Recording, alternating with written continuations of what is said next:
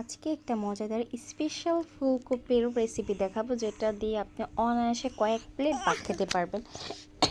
কথা বেশি না বলে রেসিপিতে চলে যাই। ফুলকপিটাকে সুন্দর করে কেটে ধুয়ে একটু হলুদ দিয়ে সিদ্ধ করে নেবেন, একদম ভালোভাবে সিদ্ধ করে নেবেন, যাতে হচ্ছে এটাকে খেয়ে ফেলা যায় এরকম টাইপের। দেন হচ্ছে এখানে টমেটো ভেজে নেবেন।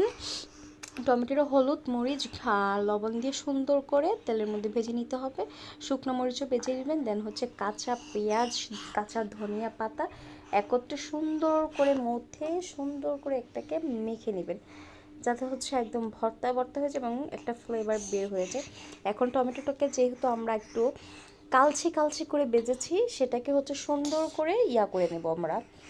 দেখতেই পারতেছি না আমি যেভাবে করতেছি ঠিক এইভাবেই করে নেবেন। এভাবে করে ভর্তা বানিয়ে দেন হচ্ছে এখানে আমরা অ্যাড করে দেবো হচ্ছে ফুলকপিটাকে। এ পর্যায়ে এখন ফুলকপিটা আমাদের সিদ্ধ যেটা করেছি সেটাকে অ্যাড করে দিচ্ছি। এই ভর্তাটাতে খেতে কী যে মজা! আমি যখন প্রথম এই ভিডিওটা দেখি তখন ভাবিনি এটা এত টেস্টি হবে খেতে। আপনারা একবার ট্রাই করতে পারেন। এই খাবারটা আসলে আসলে খুবই মজা, খুবই মজা। একবার হলেও ট্রাই করবেন অবশ্যই।